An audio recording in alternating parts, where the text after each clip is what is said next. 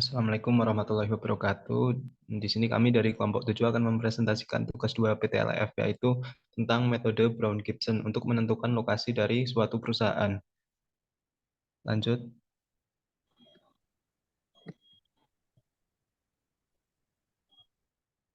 Sebelumnya perkenalkan, nama saya Muhammad Nasir dengan NIM 118 dan teman saya.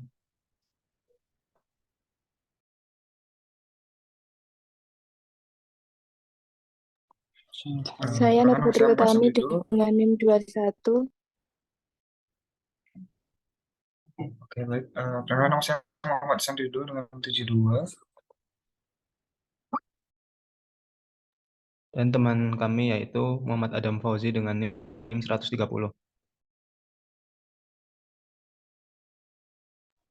Baik, sebelumnya untuk latar belakang pada perencanaan pembangunan terdapat salah satu aspek yang terpenting yaitu lokasi, di mana dalam pembangunan pabrik itu memerlukan lokasi yang strategis dan bisa mendapatkan keuntungan maksimal dengan biaya pengeluaran yang minimal. Maka dari itu, perusahaan perlu menganalisis beberapa alternatif lokasi yang dinilai memiliki lebih banyak keuntungan terhadap perkembangan perusahaan ke depannya, di mana menggunakan satu metode yaitu metode Brown-Gibson untuk penentuan lokasi alternatif. Metode ini mencoba untuk mengintegrasikan dari faktor objektif dan subjektif, juga memberikan keputusan dan solusi yang terbaik dari beberapa alternatif. Untuk pengumpulan datanya, itu ada dua, yaitu dari menggunakan 3 orang responden, hasil responden, dan yang kedua ada data faktor, di mana data faktor itu terdiri dari faktor objektif yang berupa upah tenaga kerja dan biaya tanah. Lalu yang kedua ada faktor subjektif, yaitu mengenai kedekatan dengan pasar, kedekatan dengan supplier, kedekatan dari jumlah penduduk usia produktif, dan infrastruktur yang memadai. Untuk pengolahan data, lokasi alternatifnya terdapat di Cilacap, di Jalan Swadaya, Kebumen, Jalan Trikora, Kota Winangun, Yogyakarta, Jalan Solo, dan Klaten, Jalan Pemuda. Selanjutnya akan dijelaskan oleh rekan saya.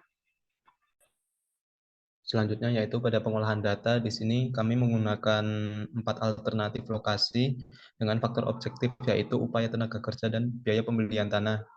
Dapat dilihat di sini untuk biayanya per alternatif dan per faktor objektifnya.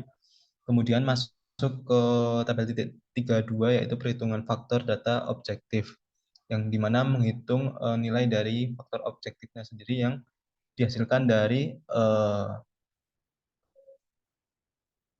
CI kali jumlah dari 1 per bobot, kemudian dikalikan negatif 1 atau dibalikan, yang nantinya tiap alternatif lokasi didapatkan nilai yang berbeda-beda dan semakin tinggi nilai semakin baik.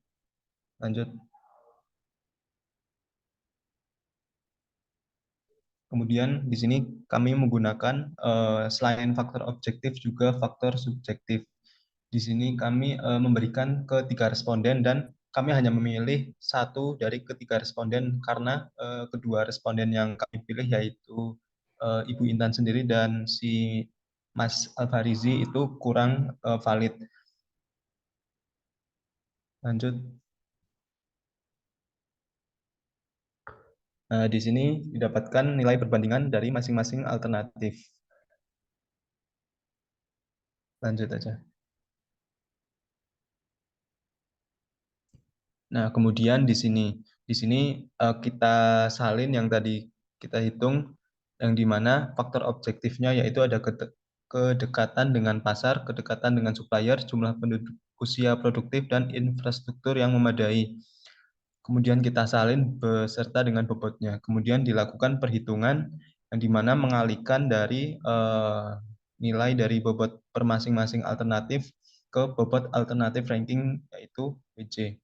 Didapatkan nilai Cilacap dengan nilai sebesar 0,2758, Kebumen 0,1762, Yogyakarta 0,2828, kemudian Klaten sebesar 0,2652. Nilai LPMI terbesar terdapat pada alternatif lokasi Yogyakarta dengan nilai LPMI sebesar 0,2828.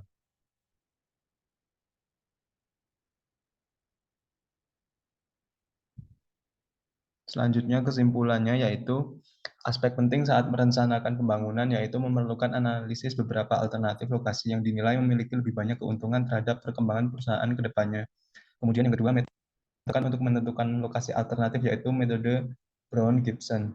Yang ketiga yaitu diperoleh alternatif terpilih yang kami rekomendasikan dengan perolehan skor LPMI tertinggi yaitu Kabupaten Yogyakarta, yang dimana skor LPMI ini didapatkan dari perkalian antara bobot faktor objektif dan faktor subjektif. Kemudian hasil faktor objektif terurai sebagai biaya upah tenaga kerja sebesar 1,9 juta rupiah dan biaya pembelian tanah sebesar 13,184 juta atau sebesar 13 miliar. Kemudian faktor subjektif terurai yaitu sebesar 0,5 dari keseluruhan faktor dari alternatif. Lanjut. Kemudian ini adalah referensi yang kami kumpulkan, yang kami gunakan. Sekian presentasi dari kelompok 7, kurang lebihnya mohon maaf. Wassalamualaikum warahmatullahi wabarakatuh.